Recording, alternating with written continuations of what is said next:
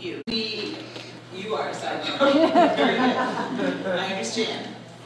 Hey, should urban development principles be applied to all areas of Carmel? And this questioner also asked about whether or not you support a smart code. And then you combined with this, I'll give you 115 if you need it, all right? Combined with this, what community improvements do you intend to do if elected as mayor? So one, should urban development principles be applied to all areas of Carmel? And asking if you support smart code. And then, if elected, what community improvements do you have planned within the next 4 years? And we'll start with Mr. Brainerd. No. 15. Sorry. No, urban design standards should not be uniform throughout the city. One of the strengths of Carmel is that we have so many options for people.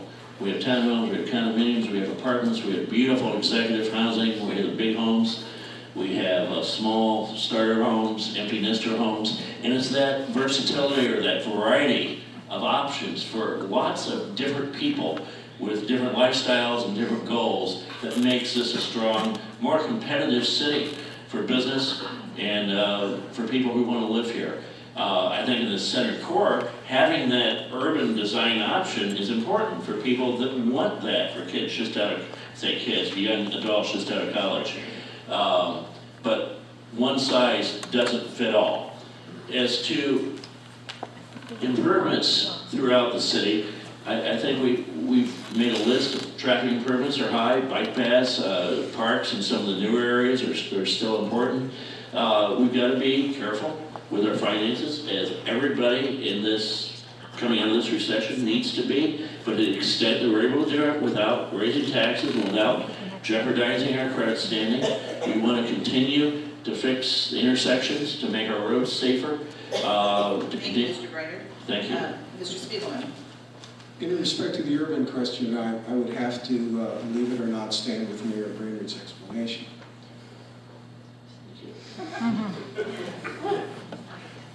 As far as improvements are concerned, that's another issue altogether. As I indicated before, I think that projects, if money becomes available, hopefully, will have to be built, such as my idea of a medium-sized convention center to draw people into the city, to not only fill the Palladium seats, but also to fill our hotels and to patronize our businesses and merchants that are having trouble, from the Arts and Design District throughout all of the shopping areas here in Carmel.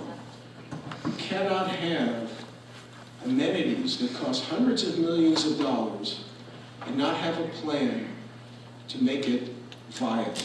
And so this is something that I will be working very strongly in the next 4 years to be able to draw those people into our city.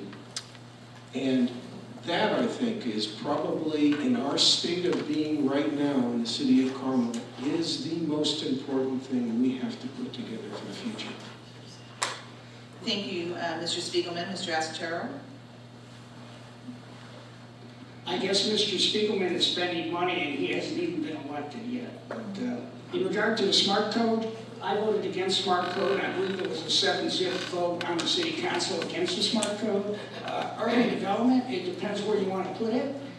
Most people move to Carmel because they like their neighborhoods where they moved into, and they don't want the nature and culture of their neighborhood to change. That's why they moved here. So right now we have a lot of people, they don't want commercial strips right in the midst of their neighborhoods. And we've got some projects right now where there's a large remonstrance of people. So one size doesn't fit all, and that's why we need to change some of the things we currently have on the books. Like any building built on Rangeline has to have a second floor with square footage 50% of the amount that's on the first floor, including a funeral home if you wanted to build a funeral home. It's ridiculous. Thank you. Thank you, Mr. Asataro. Mr. Brainerd, 30 seconds.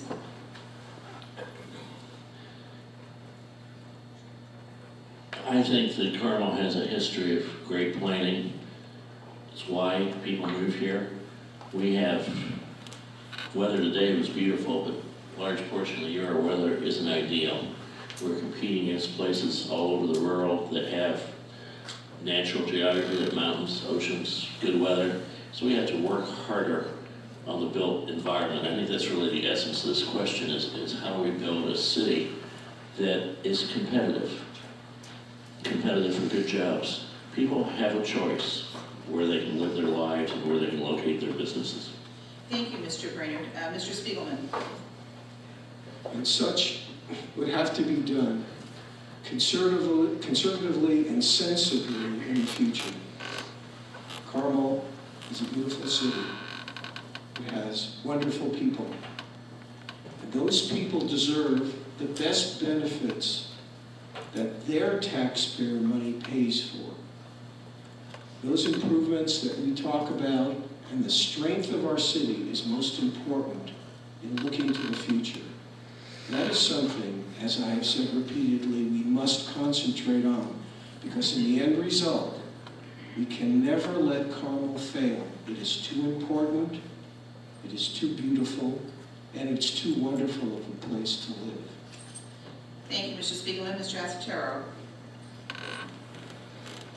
We just can't make all these things into a mold and say, this is what it is and this is what it's fixed. In order to be competitive in business, in a global market, in a global economy, in the way cities operate now, we need to be flexible.